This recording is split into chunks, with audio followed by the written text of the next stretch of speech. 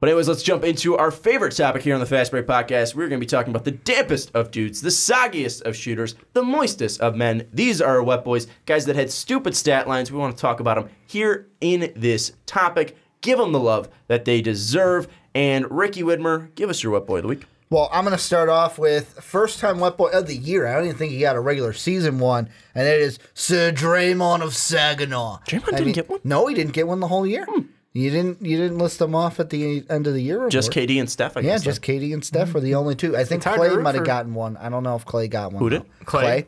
Clay might have. Clay got one, but I know Draymond for sure didn't. Quinn Cook was in the running. He was, actually. But triple-double this week, 60% from the field for Draymond, and already I know this doesn't count for wet boys tonight, but hey, he's continuing. He's got a double-double right now, although Warriors are losing as we're recording Well, this. and that's one thing I want to throw out there. I jinxed our boy Victor Oladipo last week. I said he'll be a wet boy if they win the series because he had a triple-double on the 27th, and they clearly didn't because they're not in the playoffs. So you might have just jinxed Draymond Green there. No, Dave, I don't think so.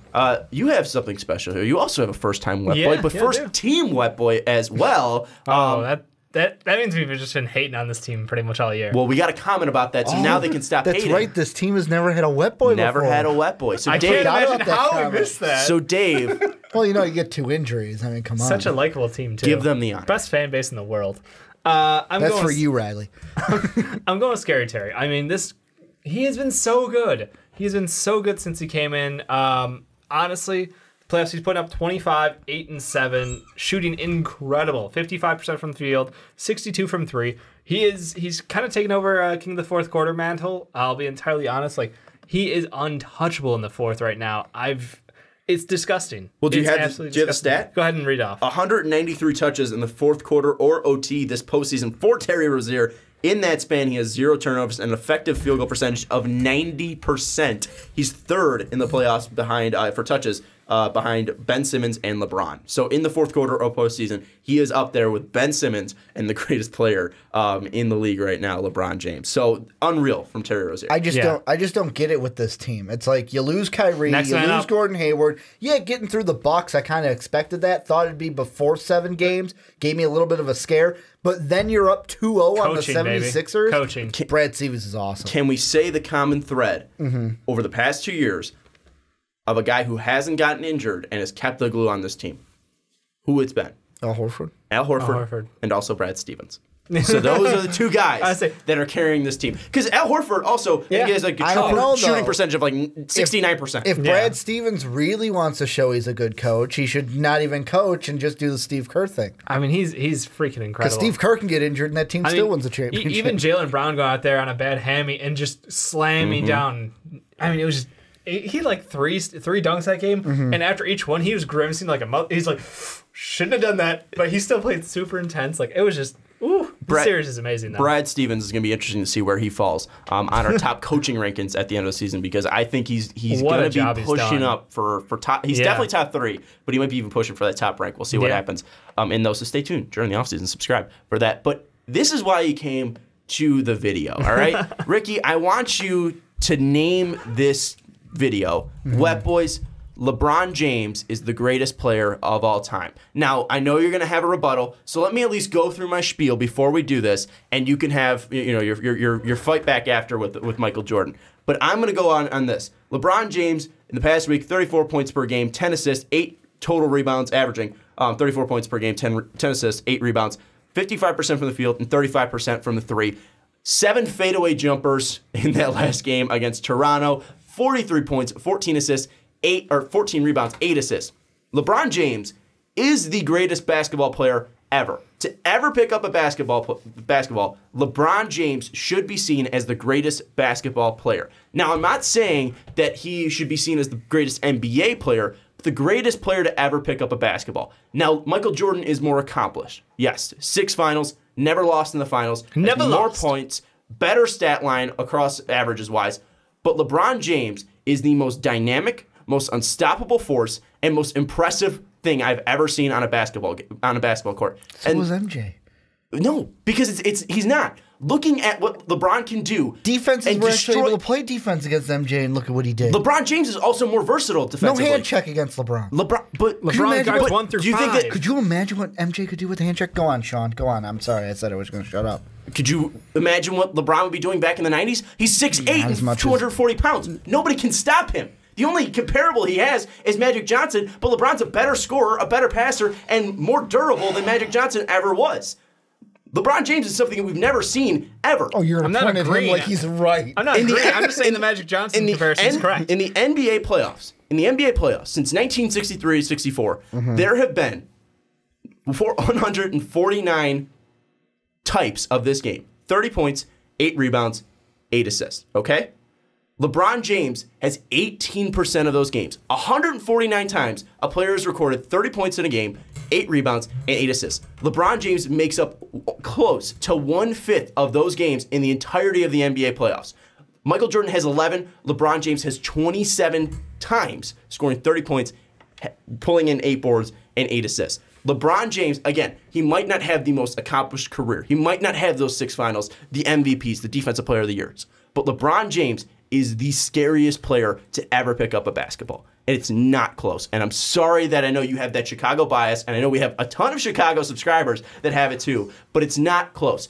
LeBron James has a deadlier mixtape, a scarier highlight reel, and he also is just more dynamic. Michael had better teammates, better coaches. LeBron has been doing this by himself, and he's proven it. I'm just going to chalk it up to you weren't alive back then. You didn't see Michael You play. barely were too. Oh, I get. You were born with the first championship. I idolized Michael Jordan growing up. You were 9 years old. You didn't know what basketball was. The way you watch LeBron James is the way I watched Michael Jordan. And I mean, we're going to have this debate until we're blue in the face. What did I say that was wrong, though?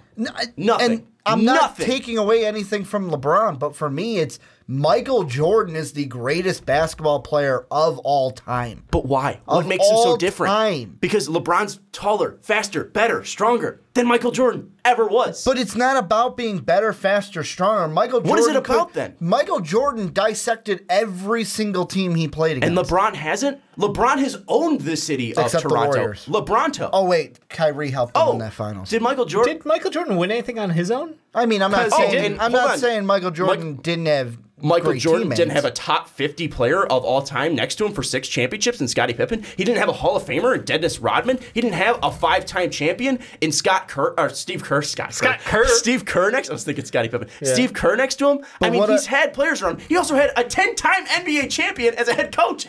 LeBron has Ty Lue. But also, that was and Byron Scott. Also, look at this.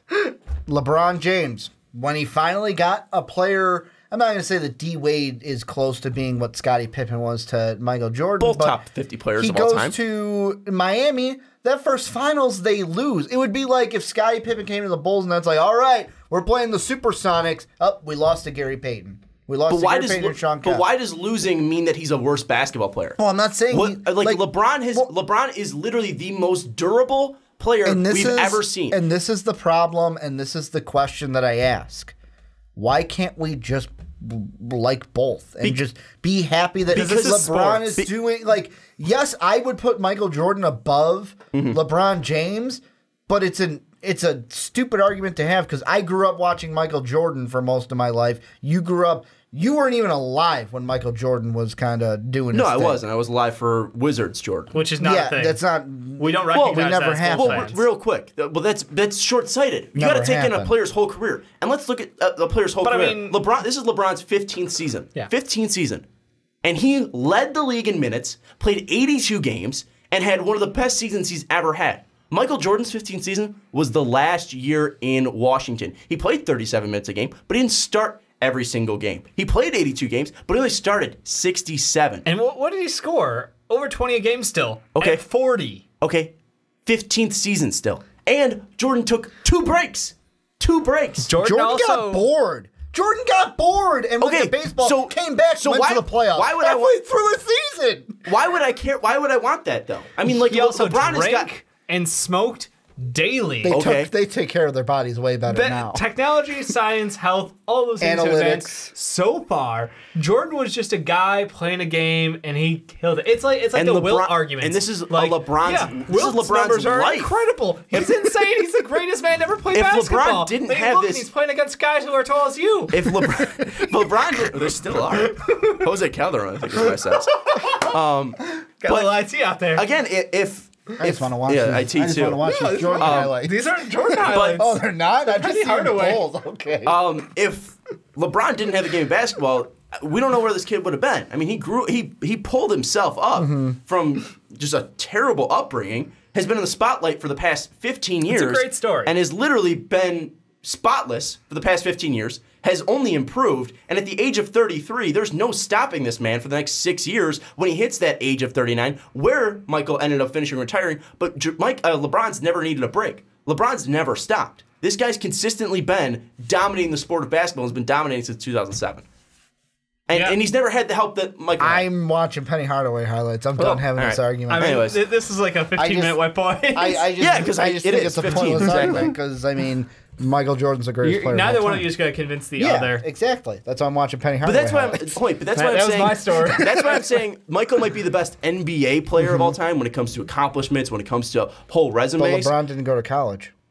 What does that have to do with it? So how can he's only played in the NBA? So how can you be the best basketball player? Well, I'm saying, but not the best NBA player. I'm saying like we're talking strictly basketball players. I'm saying basketball. Like the NBA, I'm saying the NBA is different because you have to take the NBA. You have to take the resume, right? Yeah. But I'm saying like it's more like the Aaron Rodgers, Tom Brady argument. Tom Brady, in my mind, is the greatest quarterback of all time because he's a proven winner. He has the postseason stats, the regular season stats. But some people say that Aaron Rodgers is the most talented. Aaron Rodgers can do things that Tom Brady never could even dream of doing. Exactly. Aaron Rodgers might be the most talented player of all time. I think that's where we're getting to this argument. That all time, Michael is the greatest player because of his accomplishments, but it's clear that talent-wise, LeBron's more talented. You know what else Michael would never do? A team steals the ball away and he just stands there while his team goes back. No, he'll just leave basketball because he's sick of it. Anyways, tell us who you think. His also dad died when he left, so there was that. And there was a whole gambling thing that happened. LeBron didn't grow up with a dad. Tell us who the greatest player of NBA history is, or greatest player in basketball history is. Down in the comments below. We're gonna have this debate until LeBron's around because he's never gonna have a dip. Anyways. Let us know what you think of LeBron versus MJ in the comments down below.